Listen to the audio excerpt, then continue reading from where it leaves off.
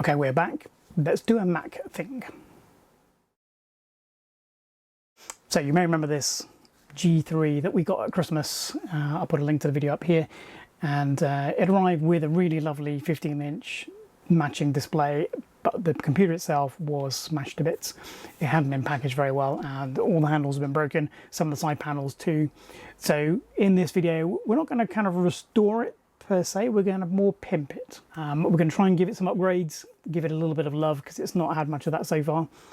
And we've got a few things in mind, but the first thing I'm going to do, I've already done actually, and I made a short video about it, and you may have seen that already, but basically I've managed to get some handles for this machine.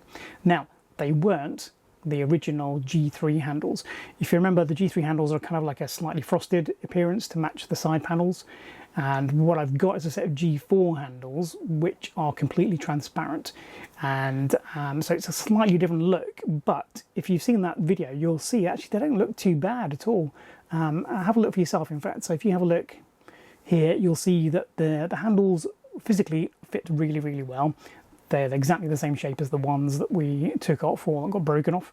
And the only difference is that they are completely translucent, transparent, instead of being slightly opaque.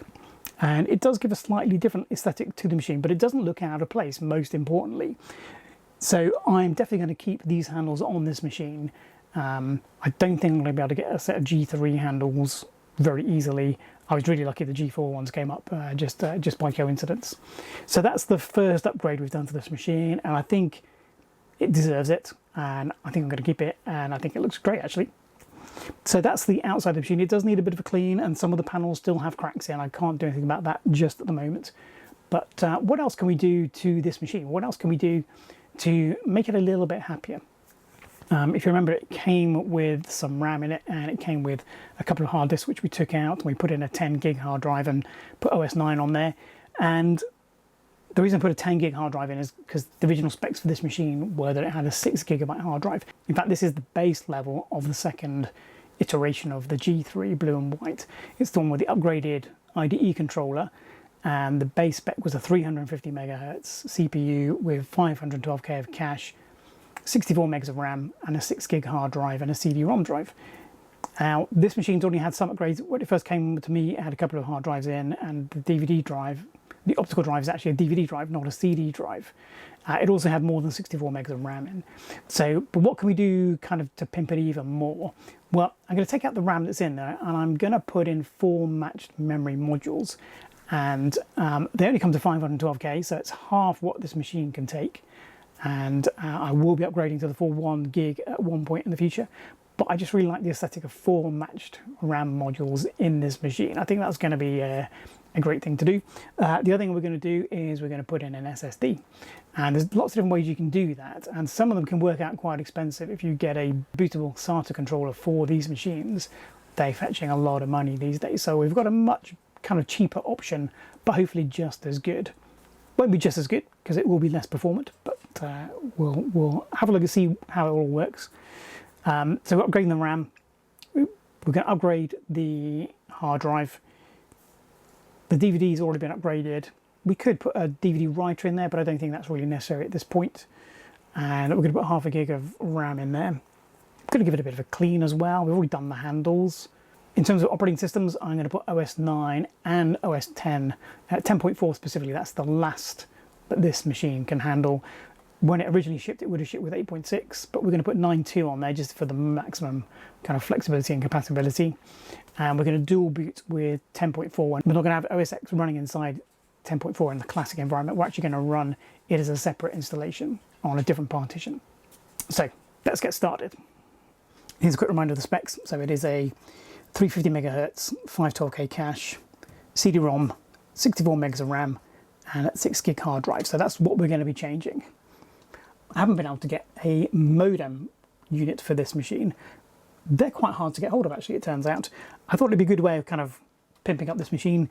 That's probably not going to happen, at least not with the Apple one. We could always put a PCI modem in, but that's kind of not the point. The point was to use this blanking plate here, but not in this video anyway. We do have these scratches and stuff, so we need to kind of tidy those up as best we can. We've actually got a missing screw here. Now, when I bought the G4 handles, it came with the the new screws that we need for that, but they are polished and these are matte, so they don't quite match up. So I'm not sure what to do about this missing screw. I think I'm just going to leave it for now. I did use the original matte screws when I put on the shiny handles, and hopefully you agree that they do look pretty good. The other thing we could do, of course, is to put a zip drive in here. I do have some IDE zip drives, but I don't have a faceplate for this at the moment. It seems they're very hard to get hold of in the UK. They seem quite plentiful in the States, but we'll work on that maybe for another future video. Again, just a quick look at the other side. A few scratches and scrapes and a few cracks where the handles damaged it on in the packaging. Now that we've got the feet on, we can now actually open the door correctly. Without the feet on the floor of the unit, gets rocked up when the door opens. So having feet on it does make this a lot more accessible on the inside. So memory wise, we've got 256 megabyte PC133 in here at the moment, and PC133 is backwards compatible with PC100, which what this machine takes. However, when I put 3 sticks of this in, it doesn't work. So I've got 4 genuine PC100 sticks, but they're only 128k each, so I can only put half a gig in this video, but I'm working on that. CPU upgrades, horrendously expensive, we can't go there. I'm not a big fan of actually doing big CPU upgrades, because if I do that, I might as well just buy a G4. And in fact, I already have several G4s. So I'm going to keep this as a stock 350. What we can do is optimize the rest of the system. Now for graphics card, this has got a Rage 128 Pro in it. That's the stock card. There aren't many cards that are compatible with this machine. It's PCI only, there's no AGP. Also, we need drivers for both OS 9 and OS X. So there's a limited range of cards. The fastest you can get in here apparently is a Radeon 9200, which I haven't got, not in PCI format anyway. And I believe certain GeForce 4 MX cards also work in both those operating systems. I have got a PCI version of one of those, and I've got a PCI Radeon 9000, so it may be possible to upgrade the video. I'm going to do that maybe towards the end, because I'm not too bothered, but that would be a significant jump, and it may be a little bit too much for the CPU actually. But anyway, moving on. So the hard drive. So the hard drive is IDE. There's a cable here connecting it to the motherboard. This particular one's a Seagate 10 gig hard drive that we put in because it was the newest one I had to 6 gig, and it's quite contemporaneous. But what we're going to do is take that out and put in something a little bit different. So let's talk about that first. So everybody wants SSDs in their computers these days, and what we've got here is 120 gig SSD from Intel. It's a 320 series. Now I particularly like these because they are SATA 2 spec, so they're 3 gigabits per second rather than the full 6, and that makes them a little bit more compatible with machines that only work with SATA 1, for example, so some XP machines. So I do like these Intel 320 drives. This particular machine, the PowerMac G3 Blue and White, has a hard limit of 128 gigs on the hard drive, so I've gone for a 120 gig SSD. This is a used unit, obviously. Probably come out of some enterprise server from 10 years ago. Hopefully it's working. It was sold to me as working. It's got a spacer on it, so it fits most hard drive caddies. But yes, I would recommend these. Now, how are we going to fit this in the machine? Well, there's a couple of things we need to do. We need to fit it electronically and physically. So what are we going to do for that? So physically, what I've got is this caddy. It's an IC dock, double 2.5 to 3.5 inch adapter. So this is designed to take 2 SSDs and put them in a 3.5 inch bay. So this machine obviously only has 3.5 inch bays. So what you do is you basically slide these in here, and then you can hold 2 in the place of 1 traditional hard disk. That helps us with the mechanics. How about the electronic side of things? So what I'm going to try is this. So this is an IDE to SATA adapter. Okay, so your IDE cable plugs in here, Molex power. There's a SATA chipset on here that translates it all to SATA, and then you just plug in a SATA drive in here. It doesn't have to be an SSD, it could be anything SATA, any kind of hard drive. Potentially even optical drives might work with these. I've never tried that, but I have had some success with these in kind of mediumly old PCs. I've never tried it in a Mac before, so it'll be interesting to try this. These are less than £10 from your favourite electronic supplier. So they're not super expensive. The StarTech one's a little bit more, it's about 15 quid I think. And that has a slightly different layout with a floppy size power connector, but this one's got the standard modex, which is what is in this machine. So we're going to give this a try, and hopefully these three things all fit together and fit inside the space we've got.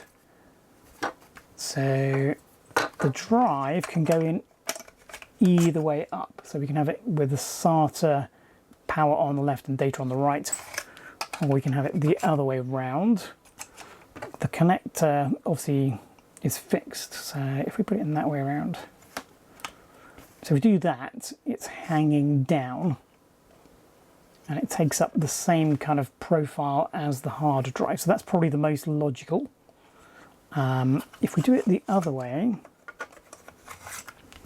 it sticks up quite a lot. Now that might be an advantage for routing the cables, because I think on the IDE drive for memory the power's on the right, data's on the left, so that would potentially work. Or in fact we put that in the bottom slot, can't we? And then again it's about the same sort of profile as the carrier, but everything's over to the right hand side quite a lot, so the cable may not reach. So let's try this. Let's try this in the machine to see how far we get with actually putting it in the machine. And then we've got the added complication of whether OS 9 or OS 10 will recognise it as an IDE drive. So let's get out this IDE drive. The cable's pretty easy. It's got a little pull on the back conveniently, so that should just come out easily. Yep. And we've got a double-headed cable and double-headed drive sled, so we know this is the second revision without looking at the chip. And I need to get this Molex off. That's in quite an awkward place. I'm going to take the drive out a little bit first. So just the one screw on these drive sleds. And then it pulls back and out. Here we go. Let's see if we can get this Molex off. Yes.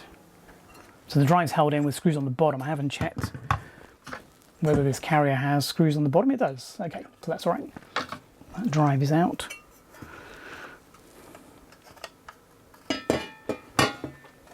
So now we need to decide how to put this in.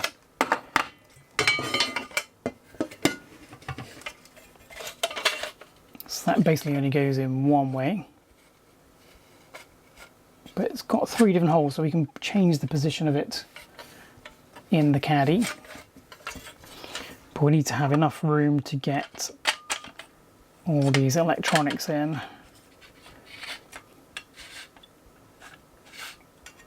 So the power's on the right this way around, the cable's on the left. I think the key's on the top though, isn't it? So in a normal IDE drive, the space for the key is at the top. That cable is very short inside this machine, so if we put this on upside down, we're not going to have enough room to twist the cable, so this needs to be the other way up.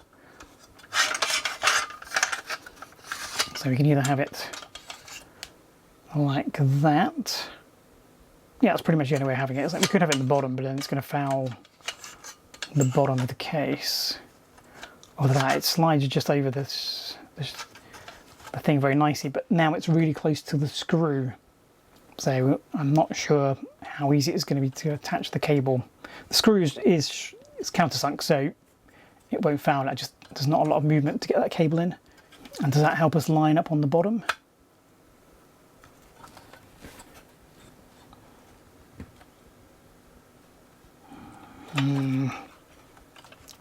I don't know, I think this might actually not quite work. At least not in the bottom. Can we put it in the top? We can. Will the cable then reach? I suppose is the question. Well, it should do because it's hanging down, isn't it? Let's do that. Let's try and get this caddy in the top part of this bay.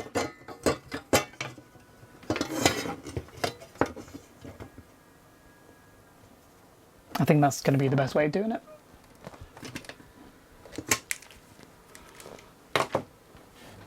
Okay, so we've got that in there. We can slide the drive in here. And we've got the cable at about the right height above the base. We've got the cable connected the right way around, so it keys that way. Power's on the wrong side compared to the existing drive, but I don't know how much of a problem that's going to be. Let's put it in and find out. So that just slides in.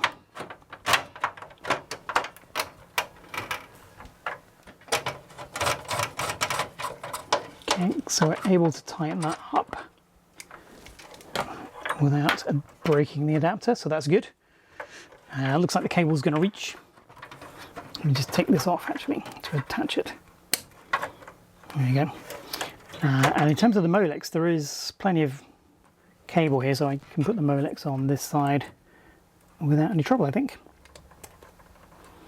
There we go. So let's reattach this. So it is slightly offset to the right, and that may make a slight difference to the cable when I close the case, because it's going to have to flex slightly. And I think with 2 drives in that would be a problem, but I think with 1 in, I think we're probably going to be okay. Should we give it a try? Yep, closes all right. Okay, part 1 done. Okay, here I've got a matched pair, match 4 of some Hyundai PC100 memory. I'm pretty sure these are 128 megabyte modules, so we're only going to get half a gig, but I think it'll look cool. So let's put them in. So the most this motherboard will accept is 1 gig in these 4 slots. OS 9 actually, version 9 anyway, it will accept up to 1.5 gigs. I was worried that there would be an upper limit on OS 9, but there isn't. Not that it's going to affect this machine anyway.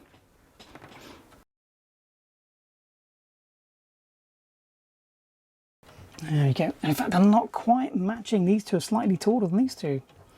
I hadn't spotted that before. Still looks fine. Might have to put those in the back though.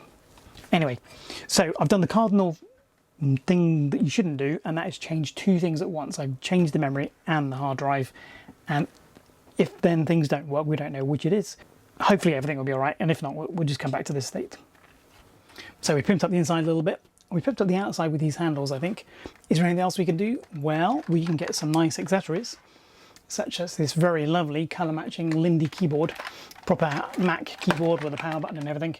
So that's a nicer keyboard than the one that came with the iMac that I've been using with this. So that's a welcome upgrade. Anything else? Well, the little puck mouse from Apple at around this time was rubbish, wasn't it? So how about a proper 3-button mouse? This one's made by Intertravel, I think. Yeah, Intertravel. It's very, very slightly different colour, but it's pretty close. It's USB, so I think we're going to use that on this machine as well.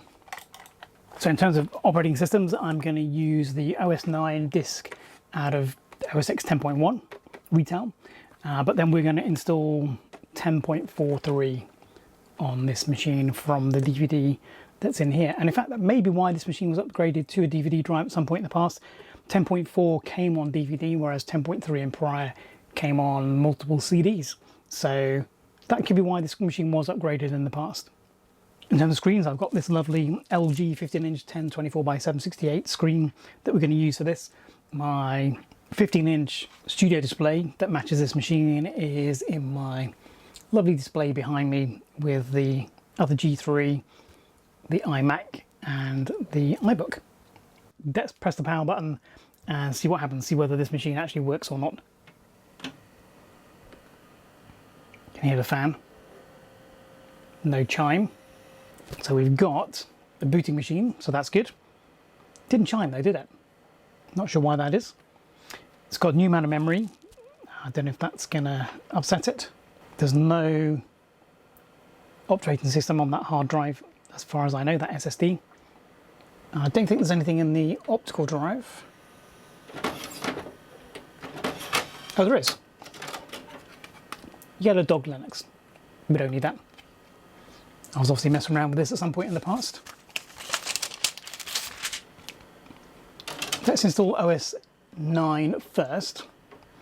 I'm not sure exactly which subversion of 9 this is, whether it's 9.1, 9.0, maybe even 9.2. Disk is spinning up. We haven't got a sad Mac face or a question mark flashing on the screen. Nothing else is happening though. Optical drive is now spinning down. So I think it's unhappy with whatever partition system is on that drive, if that's what it is. It could be that it isn't happy with the adapter. We still haven't ruled that out. Let's power cycle it. Let's see if we can get it to chime. There could also be something wrong with the keyboard or the mouse, I suppose. These are untested items acquired for this machine, so potentially there's a problem there. Okay, let's try again. Again, no chime.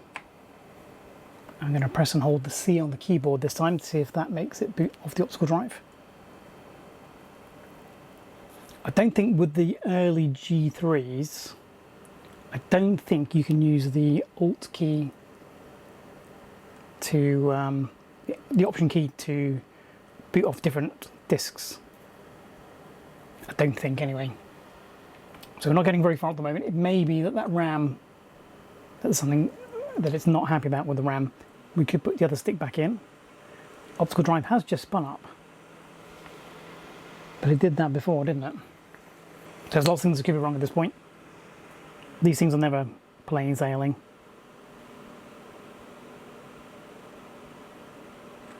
Okay, looks like we've got some corruption on the screen.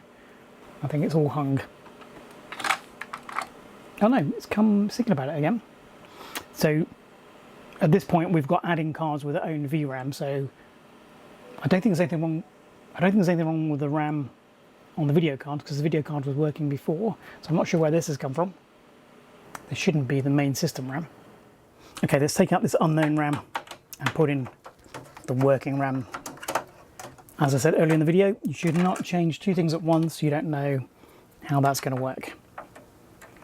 And then you're stuck for your diagnostics. So that is a known good RAM stick. It has worked in this machine before.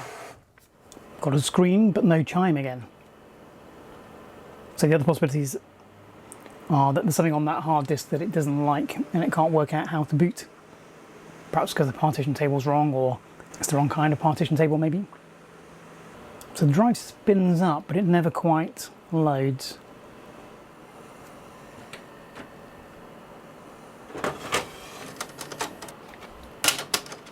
Okay, well let's use that Yellow Dog Linux disk. See if we can boot off that, because then we can clear the partition table of the hard drive if that's the problem, and we'll see if that can recognise the hard drive at least. Yeah, there's not a lot going on. Let me plug in the old keyboard and mouse just to make sure it isn't anything weird to do with this USB keyboard we've got plugged in. It shouldn't be, but you never know. Going back to what I was saying, changing more than one thing at once. It's occurred to me that there may be some diagnostic LEDs on this converter board, so let's have a little look, see if anything lights up. So I've got a power light on the right, and then another second light has just come on. So whether that's a drive activity light up or not, I don't know. Don't know whether it's supposed to be on permanently or whether it's supposed to be on intermittently. On the adapter board, there's no selector for cable select or for master or slave, so I presume it only works as a master device. But the lights are coming on and they seem to be staying on. I don't know if that's normal behaviour. Okay, small progress. The machine now chimes. I had to reset the PRAM to get that to work. Let's see if we can boot off an optical drive. So still got the Yellow Dog Linux in the optical drive. I'm pressing C now that we've got a chime, and we'll see if we can boot off the optical drive.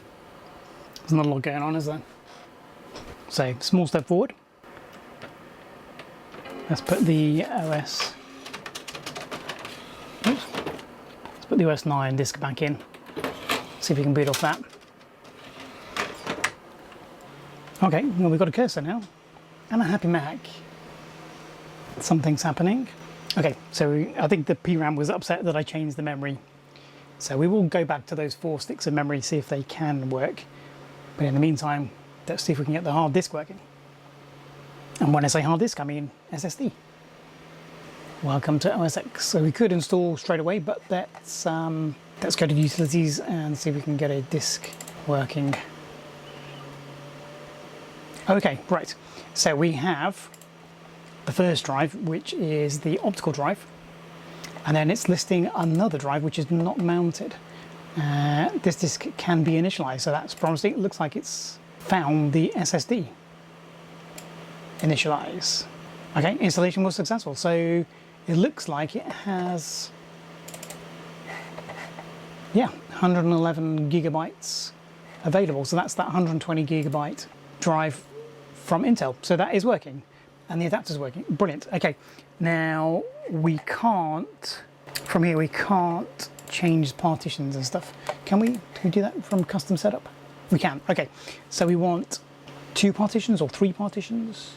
If we have 2 partitions, we can have one for OS X, one for OS 9, but they won't be able to share any data because OS 9 won't be able to read the OS X partition. OS X will read the OS 9 partition, so we can put things on it from OS X. If we had 3 partitions, we could create one partition where they share, couldn't we? Okay, let's just go for 2 for now. Let's go for 2 partitions. I didn't realise you had all these options for operating systems in OS X, in OS 9. Interesting. Do we make the 2 partitions equal in size? 60 gigs is quite big for version 9, but it's not very big for OS X. Yeah, I'm thinking we do 3 partitions. Let's do that. And let's not format those other 2 partitions for now.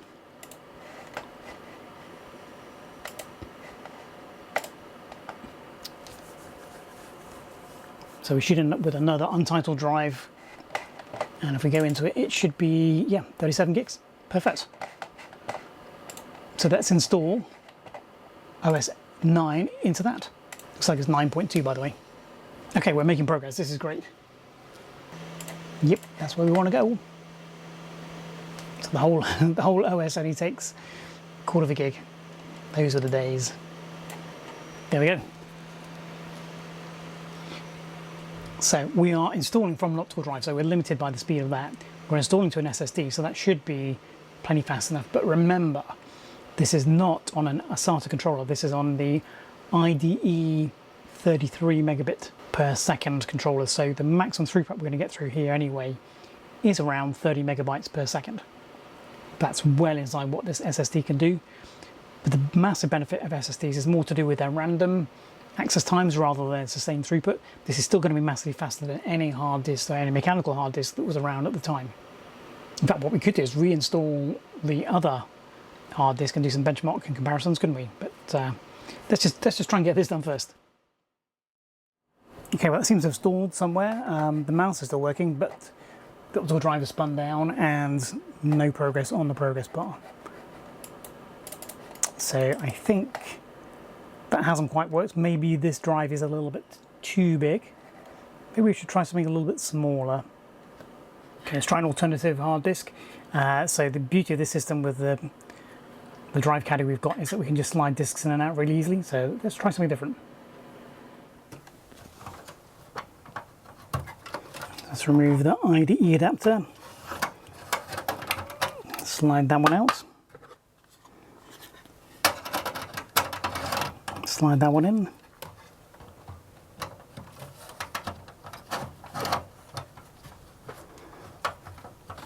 And we're good to go. Again, it has recognized the drive, so let's initialize it. As it's smaller, let's just do 2 partitions. Let's see if we can get a little bit further through this time. So progress bar is working, it is moving along. When you're not too sure if it's moving or not, what I tend to do is put the cursor just at the edge, and then you can see if it's moved.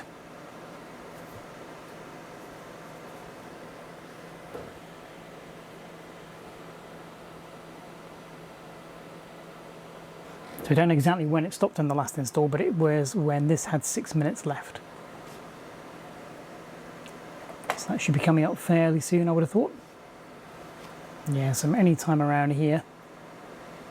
Okay, so it hasn't moved for a little while, and the little clock has stopped, or the wristwatch has stopped moving. Drive has spun down. So yeah, it looks like there may be a problem with this install media, because it's happened in the same place, it's stopped. Okay, so we've ruled out another thing. We know it isn't the hard drive. Okay, so does it unexpectedly quit? There's a problem with the disk. Okay. So this tiny installer has failed gracefully. So I'm going to have to restart the computer and use a different disk. Let's try a retail version of macOS 9 itself. And we're getting the same error on a different disk. So not the media itself. Both versions were 9.2.1. Let's try something a little bit older. Let's try a base 9, see if that works. So yep, got the same problem. It stopped even earlier in the install process in this case, but this time the mouse doesn't even move. So it's either the drive converter or the memory, I think. Let's change the memory first. Yep, no difference with just one module of 128 megs of RAM on. We're still getting stuck again at an early stage. So it's not the version of OS 9. It's not the RAM. It's not the SSD. The most likely thing at this point is that adapter. So here's the adapter in question. It looks fine, but it's probably just not compatible with the IDE chipset in this computer. I do have another one, but presumably it's got the same chipset. It may be that that one is actually faulty, so maybe a second one does work. I'm not going to try that though. What I'm going to do instead is what I probably should have done in the first place. I'm going to use a slightly more expensive one and see if that helps. So the StarTech one might even be based on the same chipset. I don't actually know, but it is different in that it's got a jumper here for selecting whether it's cable select or master or slave, for example. It's got a different power connector, but it has at least got a Molex adapter built in. This one you can see the chipset on. I can't read it from here, but I don't know if it's different from the ones in the other cards. But let's just give this a go and see if we get any further with this. In terms of installing it, it's pretty much the same. Just put the IDE cable on here and the SATA port on the other side. The only thing that is different is this connector is upside down, 180 degrees the other way. So I can't twist the cable, so I'm going to have to change the adapter, which means that the SATA ports are now very low down. So we may move the SSD to the lower slot in the adapter. It's now also the other way up. Because it's the other way up, I'm just going to leave it in the top slot for now.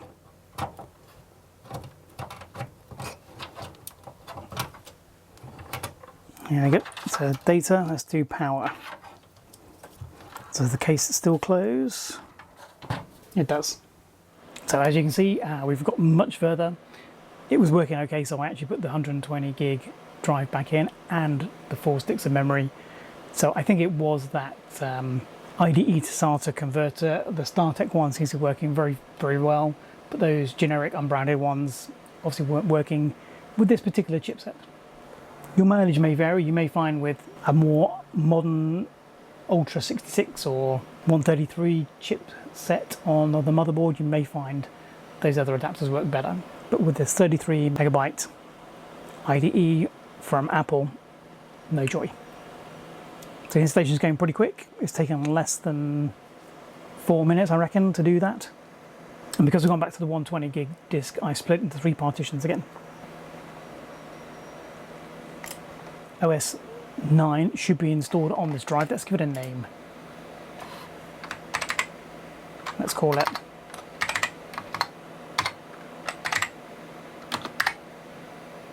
OS 9. Very, very original. So if we eject the optical drive, if we restart and inject the optical drive, we should have a working system. Getting a chime these days. Let's see how quickly it loads from the SSD.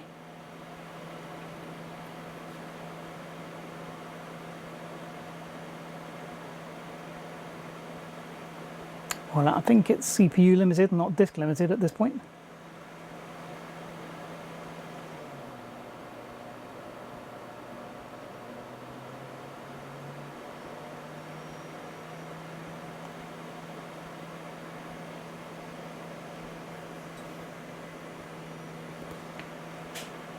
But certainly, yes, we have a working install of OS 9. Let's just eject that optical drive as well, and we'll just continue to set up OS 9 and then we'll have a go installing 10.4. Just an interesting note is in terms of memory, it's only recognising half the memory. As I understood it, all 4 memory modules were 128 megabytes, but it looks like either they're not being detected correctly, or in fact they're not what I think they are. They're not labelled, so I did do some kind of reverse engineering to get the capacities. The fact these two match makes sense because physically they match. The fact these two don't is a little bit suspicious because physically they do match. So it could be that I've done my calculations wrong and I still need to store some good memory. So we've only got 256 megs of RAM, which is a little bit disappointing. That's not the upgrade we were expecting. But it has installed. Everything's working to plan. The hard drive is being recognised. And we formatted it. And we're reading from it, so that's all good. Okay, let's see if we can get OS X installed. Okay, so we've booted off the OS X DVD using the C key at boot time, and it's gone straight into the installer, so that's a good start. So we need to give it a disk to install into. So we've gone into disk utility. We should see our 3 partitions. So in fact, the partitioner for OS 9 didn't create the other 2 partitions because we left them empty. Okay, that's interesting. So let's create a new partition. So the install's checking the DVD. We could press skip and see if it will actually install onto that hard drive. Now, one thing happened, it appeared to reformat the OS 9 partition, so we're going to have to go back in and reinstall OS 9, I think. But let's just see what happens, see whether we can actually install OS X. So it looks like some progress is being made, and it is successfully writing files to the hard disk, so all good. Let's come back at the end.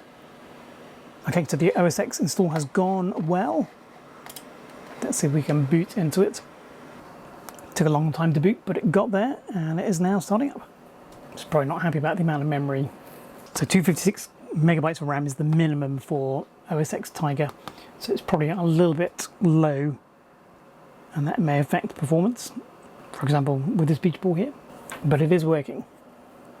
I think I may have nuked my OS 9 partition at the same time, unfortunately, so I'm going to have to reinstall that.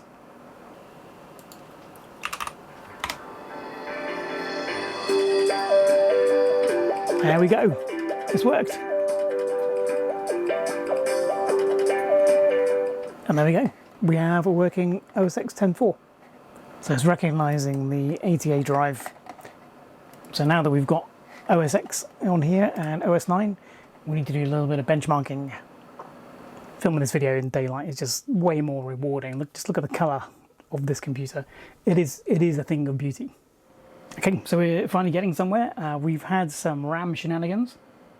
So basically, I've managed to find 4 sticks of memory that are compatible with this machine. I had to do it by going through every single stick one at a time and booting, and that was 25 sticks of RAM, so it took a little while. So it's now later in the day and the blue's less blue. But anyway, we now have 3 sticks of 256 megabytes and 1 stick of 128. So we just booted here into OS X, and if we go to About This Mac, you'll see that we have 896 megs of RAM. So it's nearly maxed out, nearly a gig. So we can boot into OS X, and we can also boot into OS 9 after a little bit of reinstalling of OS 9. So we can choose our startup disk. So we're currently in OS X, of course. But we can choose OS 9. So we just reboot, or restart in Apple parlance.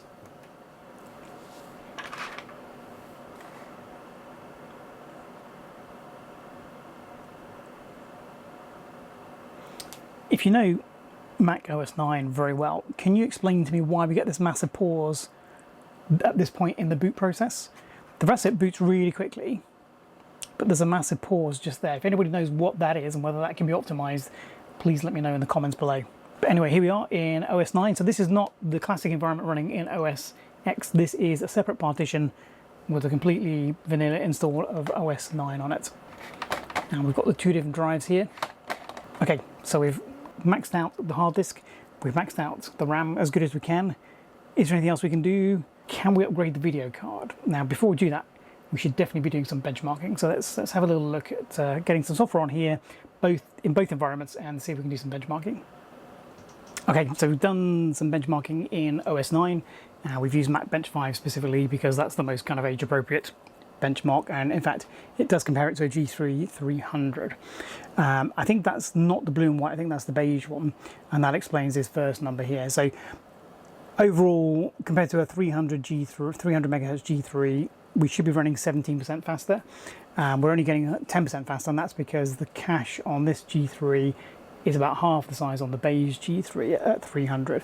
So 17% increase in CPU clock speed, but only a 10% increase in number here. But it is faster than a 300 megahertz G3 in terms of CPU. In terms of floating point, it's about right. It's about a 15% uplift, which is, you know, very close to 17%. Look at the hard disk though, 4,000, so over 4 times the performance, and that's a mixture of sequential and random reads, etc., etc. It's not just one metric. The upper limit is going to be the throughput on the ATA port. So very impressive hard disk test results. Couldn't do the publishing disk because this monitor is not the correct resolution for running the publishing tests. The graphics test is pretty good. So compared to the Rage card that's in, I think I'm pretty sure it's an ATI card again, that's in a G3 beige, we're getting nearly 3 times the performance. And in terms of CD-ROM, it's nearly twice as fast. In fact, partly because it's a DVD-ROM as well. And so it's just overall a more modern machine. So this is the kind of performance you're going to get out of OS 9 with this machine. And as you can see, the hard disk is the one that makes the most difference. So we've run the Mac Bench 5 using a mechanical hard disk. And as you can see, the disk results up here are significantly slower, 153% above the Macintosh G3 beige. We were getting 400% with the SSD. Shall we try putting in a different graphics card and see if we can get it working? I'm not sure how well it's going to work. Neither of these are Mac specific models of the video cards, so we won't have any boot screen or anything, but we should get to a desktop if the drivers are available within the operating system already. So let's give that a try.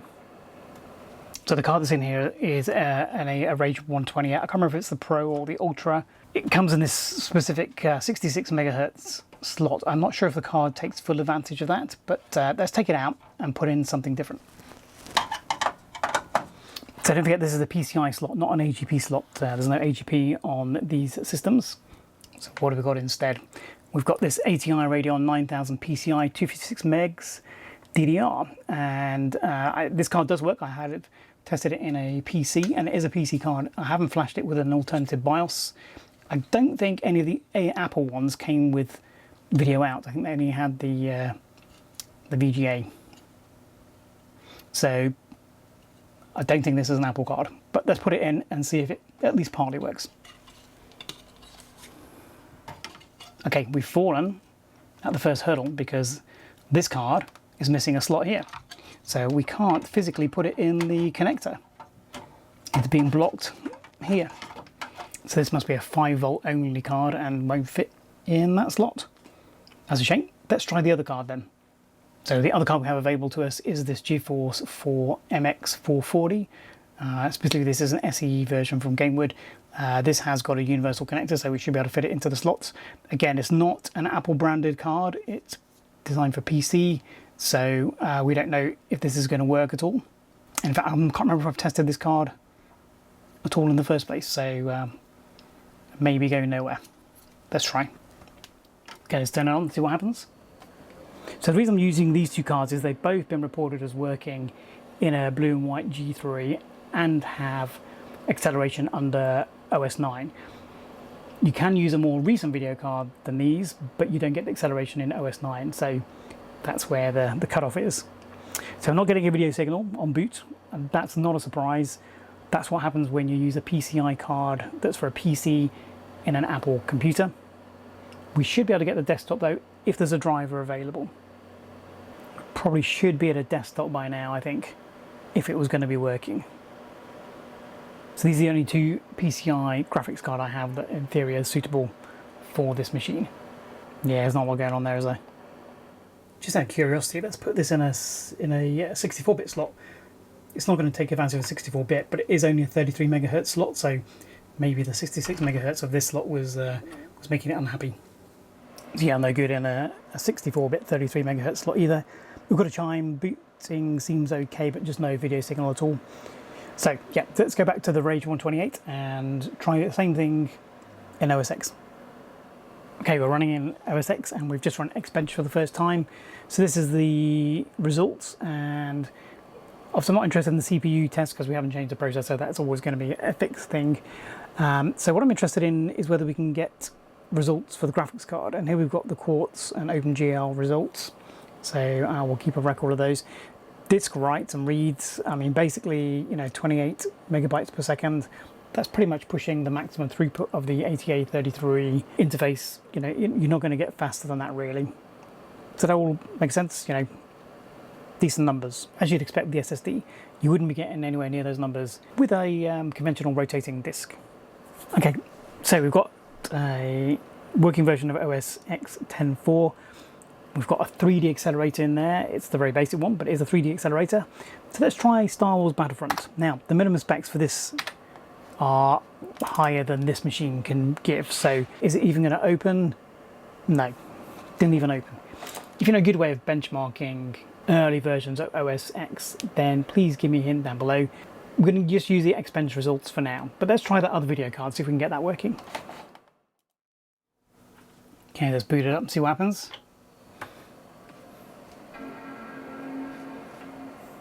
So again, out of the box, it doesn't look like we can get this MX440 card to work. So that's a little bit disappointing, but I just realized something.